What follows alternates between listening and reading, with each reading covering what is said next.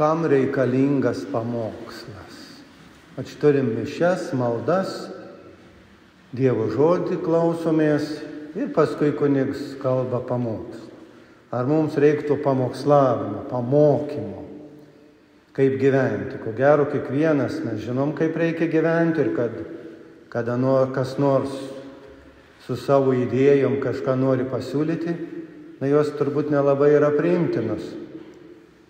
Žinot, šių dienų pasaulyje mes turbūt daugelis užsiimam įvairiom veiklom ir neturim laiko į Dievo žodį įsigilinti, jį suprasti. Paprasčiausiai tam neskiriam laiko. Dirbam savus darbus, ateinam, pasimeldžiam, išeinam ir viskas. Tai pamokslas yra, suprantat, kaip pamokėlė, kurioj tu truputėlį gauni informacijos, kurią gal žinai, kurios gal nežinai, kai kurie aspektai atsiskleidžia ir dėl to, ta pamokėlė mums visada yra gerai, dėl to, kad, praplečia tam tikrą mūsų akiratį ir be abejonės mes kažką išmokstam arba esame paskatinti šitoj vietoj kažką paskaityti, pasigilinti, mus sudomino. Kaip kartais ir paskaita, kažkokia, kurią mes lankom ar girdim, ar klausome šiais laikais, labai daug galim klausytis visko, mūsų domina ir mes pradedam ieškoti. Tai toks yra mūsų tikėjimo kelias, tai tam tikra pagalba. Dėl to, jeigu kartais tas pamokslas būna ilgesnis, nenuvarkit. Vadinasi, jeigu jūs pavargstat, informacija yra jums absoliučiai svetima ir dėl to, aišku, ji nėra miela. Tai pamokslininkui arba kunigui suprantat, kaip yra nelengva pataikinti, kas jums miela, kas jums reikalinga. Tai visada mes susiduriam su tuo, abejonė, ką čia pasakyti jums, kad būtų priimtina žinia. Pasakyti, painterpretuoti arba paaiškinti tuos šventojo rašto žodžius, kuriuos girdėjom. O šitie šventojo rašto žodžiai, kaip esu nekartą minėjęs, ir mums kunigams, kurie nuolat skaitome ir gilinamės, ir studijas jau esam baigę, ir tęsiam savo, tarkim, studijas asmeniškai, vis kažkas naujo išlenda. Nuolat, nepatikėsit, bet taip yra. Dėl to ir yra tas Dievo žodis, kuris praturtina. Ir šiandien, kaip minėjau, užbaigiant liturginius metus ir švenčiant Kristaus karaliaus iškilmę, tai mums duoda labai tokių gerų įžvalgų, apie kurias mes, kaip minėjau, nepamastytume. Jėzus, jau vien pavadinimas, Kristus yra karalius, visatos valdovas. Žinot, karalius, kas tas karalius ir prie ko čia tas karalius, kam čia taip įvardina bažnyčia. Ir jeigu mes domimės, mes pradedam galvoti, ką tai reiškia, kodėl taip. Ir aišku, mes norim atsakymą. Ir žiūrėkit, labai yra įdomu, negali suprasti Kristaus karaliaus kaip tokio, jeigu tu nepaskaitysi, ir šiandien pirmajam skaitinyje buvo paskaityta, ištraukų iš Danieliaus knygos. O Danielius buvo pranašas ir jis pranašavo. Ir jis pranašavo apie ką? Apie Mesiją. Mes kartais girdim, kartais aš irgi kartais klausausi, sako, apie Kristų jau Senajam testamente kalbėjo, išpranašavo, kad jis toks bus ateis. Ir aš visada žinot, o kur išpranašavo, o kur parašė, o kaip yra parašyta. Ir žinot, kada pradedi taip kelt klausimus, susiduri su daug dalykų. Tada, kaip pasakyti, daug informacijos, tada tu ieškai ir tikrai daug ką randi. Tad būtent šiandien, jeigu kalbam apie Kristų kaip karalių, Danieliaus knygoje yra įvardinta, buvo pasakyta, mačiau tarsi žmogaus sūnų. Tarsi žmogaus sūnų. Jis priėjo prie amžino ir jam buvo suteikta kas? Valdžia, garbė ir karalystė, kad jam tarnautų visos tautos ir gentys. Suprantat, jau kas tas žmogaus sūnus? Tas esminis sakinys arba žodžiai yra žmogaus sūnus. Ir žmogaus sūnus Evangelijose yra daug kartų paminėta. Žmogaus sūnus. Yra paminėta. Jėzus yra įvardintas kaip Dievo sūnus, o jis apie save kalba kaip žmogaus sūnus. Tokie atrodytų dalykai mums kaip ir, prie ko čia. Jis save įvardina. Jis nesako, aš esu žmogaus sūnus, bet sako, jeigu žmogaus sūnus turės kentėti, bus tas ir tas. Trečiuoju asmeniu.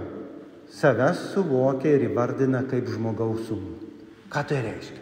Ir žiūrėkit, šiandien pirmajam skaitiny mums iš Danieliaus knygos 7 skyrius, Senas testamentas. Jeigu jūs ten paskaitysit daugiau, jūs rasit daugiau informacijos. Ir ten yra pristatyti žemės karaliai ano metu. Jie yra įvardinti simboliais. Tie simboliai be abejonės nusitęsia kaip toliau ir Naujajam testamente yra, ir apreiškimo Jonui knygoje yra tie simboliai. Ir simboliai yra kas? Pirmas ten yra pristatytas valdovas, jis įvardintas kaip kas? Kaip liūtas su sparnais. Liūtas su sparnais. Danielius. Kas tas liūtas su sparnais? Žiūri, žinot, babiloniečiai taip vaizdavo save. Tai Babilonijos karalystė daug metų atgal. Tai valdė labai nuožmiai, aršiai, užkariaudavo tautas, labai daug teritorijos užkariavo, čia jau istorija, suprantat, tai tiesa, ir žudydavo savo priešus. Po to atėjo persai, medai, po to atėjo medai, kurie yra įvardinti kaip lokys. Po to įvardinti yra kaip leopardas, jau yra persai, kaip minėjau. Ir po to yra dar vienas ketvirtas, kuris nėra įvardintas, bet kuris yra kaip žvėris, bet tai eina kalba apie Aleksandrą Makedonietį, kuris užkariavo irgi ten visas teritorijas. Suprantat, kodėl šventas raštas nori įvardinti juos žvėrimis? Kodėl? Dėl to, kad jie valdė kaip žvėris. Kaip žvėris. Suprantat, paprastas dalykas, kaip žvėris. Ir kartais mes matome, žmogus elgiasi taip aršiai, agresyviai, nemielai, tarsi žvėris tave puola, tarsi žvėris puola. Jis toks yra piktas. Jis toks piktas, betodairus, tave persekioja. Štai jie karaliai to meto valdė kaip žvėris. Ir po tų, kada jų karalystės pasibaigia ir pranašas Danielius išpranašauja, po to, sako, ateis žmogaus sūnus. Kas tas sūnus, suprantat? Ir jis valdys, karaliaus visiškai kitaip. Jo karalystė bus meilės karalystė, ne prievartos, žmogiška karalystė. Suprantat? Tai visiškai skirtingas valdymas. Ir žiūrėkit, atėjo Jėzus Kristus, Dievo sūnus, žmogaus sūnus. Jis atėjo ir parodė, kad gyvenime galima gyventi kitaip, kad gyvenime galima elgtis kitaip. Ir į tą kviečia. Ir dėl to jis yra įvardintas kaip karalius. Bet tas karalius, kaip girdėjome Evangelijoje, jis nėra tas, kurį mes suvokiam. Pavyzdžiui, šiandien mes ką girdim? Girdim tam tikrus valdovus, politikus, valstybių vadovus, tam tikrus vardus, kurie valdo, nuo kurių daug kas priklauso. Ir mes žiniasklaidoje labai taip atidžiai klausomės, jie turi valdžią. Pasaulis taip yra sutvarkytas, jie turi galią. Ir kas mums belieka? Mes meldžiamės, kad tie, kurie turi valdžią, nepradėtų jos plėst kaip žvėris, užkariaudami kitus, naikindami kitus, pavergdami kitus. Mes meldžiam, kad taip neatsitiktų, kad jie nustotų. Suprantat, štai pasaulio valdžia. Ir žiūrėkit, tame pasaulyje, kuriame mes gyvename, iš tikrųjų yra tam tikras kitoks supratimas. Ko nori šiandien žmogus? Ko nori šiandieninis žmogus? Šiandieninis žmogus nori, kad jam būtų gerai, kad jis galėtų gyventi, kad jis galėtų visko naudotis, kad jam patarnautų, kad jo teisės būtų respektuojamos, kad jis viską galėtų daryti, kas jam patinka ir panašiai. Toks tam tikras, egoizmas skleidžiasi. Jeigu tu pažeidi mano teisės, tada mes kovosim. Galia. Ir kiekvienas tą galią vienokiu ar kitokiu būdu stengiasi išreikšti. O Dievo karalystė, Jėzus ką pasakė? Mums visiškai skirtingus dalykus pasakė. Bet taip, jeigu trumpai kalbant, jis pasakė tokius 2 esminius dalykus. Kad Dievo karalystė remiasi kuo? Atleidimu ir gyvenimo teikimu. Atleidimu ir gyvenimo teikimu. Ką tai reiškia? Paprastas dalykas. Žiūrėkit, paimkim pavyzdį. Gydytojas. Gydytojas, kuris gydo. Sergantis ligonis. Žiūrėkit, kada tas gydytojas ateina prie žmogaus, kuris labai sunkiai serga, ir pasilenkia prie jo, ir rūpinasi jo, ir atidus yra jam, ir nori jį visom išgalim išgydyti. Ta prasme, suteikti galimybę, kad tas ligonis, pacientas vėl gyventų. Koks yra laimingas tas pacientas ir ligonis, ne? Koks jis yra laimingas? Jis yra, nes juo rūpinasi. Jis bus išgydytas. Jam teikia viltį, kad jis gyvens. Suprantat, kaip yra gera tai daryti. Ir kodėl paimu gydytojų pavyzdį? Dėl to, kad pasaulis, yra žmonių labai daug sužeistų. Yra daug sužeistų žmonių. Ir suprantat, mes tam tikrą prasme visi esam gydytojai. Suvokėt, kadangi gyvenam Jėzaus atneštoje karalystėje, mes esam tos Jėzaus karalystės piliečiai. Ir mes ką? Kada susipykstam, susikvirčijam, konfliktai iškyla, ką darom? Mums yra reikalingas atleidimas. Ir mes turim teikti atleidimą. Ir šitas atleidimas neretai ką padaro? Mums visiems suteikia gyvenimą. Mes atsikvėpiam. Kažkas buvo neteisinga, kažkas buvo blogai. Visada nutinka kažkas. Ar tada reikia kovoti, keršyti iki paskutinio, kad šitą žmogų sunaikint? Jokių būdų. Krikščionybė ką sako? Remdamiesi Jėzaus mokymu. Atleidimas. Jis išgydo. Ir tai galim padaryti visi, kiekvienas. Tam tikrą prasme teikti gyvenimą. Ir žiūrėkit, kaip sakau, jeigu kartais mes susikoncentruojame į savo reikalus, egoistiškai gyveno ir panašiai.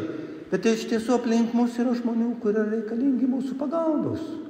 Ir jeigu mes sugebam juos pamatyti ir patarnauti jiems, padėti jiems, pabūti su jais, tam žmogui teikiam gyvybę. Jis toliau gali pilnavertiškai gyventi.